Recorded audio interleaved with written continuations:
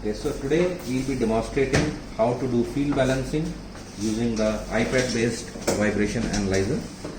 In this we have the balancing module which is already preloaded in this, and we have the vibration analysis module. So we will be using the inbuilt balancing software for balancing. If you can just zoom in here, we have this tacho pickup which can sense from a distance of 200 millimeters, and we have this test table on which we have mounted the accelerometer sensor for measuring the vibration. If you can just show the iPad based system, the input, it has a BNC connectors, so the input of the sensor and the iPad and the tachometer goes inside this, right?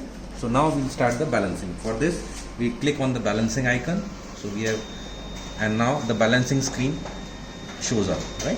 So now we'll start the motor. Here you can just zoom in here, it shows the balancing RPM which is 1456 RPM. So the initial unbalance it is showing is 2.14 millimeter per second at 266 degrees, right? So we can use velocity, acceleration or displacement, any of the units for balancing, but generally for normal applications from 600 to 6000 RPM we are using the velocity mode for measuring the vibration. So this is the initial end reading. I'll just click on the arrow button and it will take the input of the initial reading. So 2.15 gram at 266 degrees. Right. So now we'll stop the motor and put a trial weight. So here we are putting a trial weight. If you can just put a trial weight on the machine.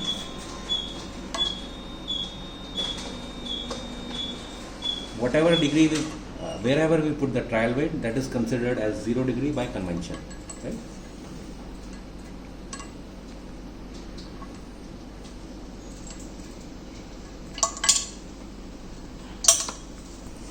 Of 15 grams, and so I'll input that trial weight 15 grams at 0 degree and press the done. Now we'll start the motor.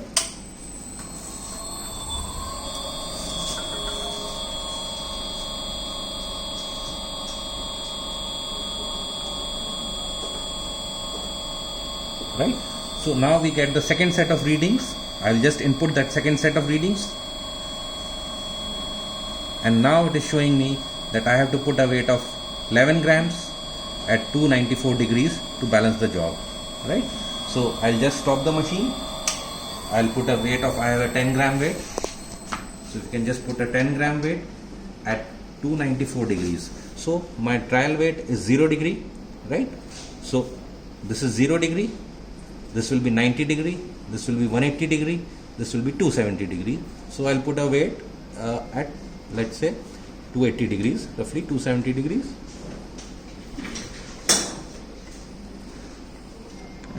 And I will remove the trial weight which I had put earlier.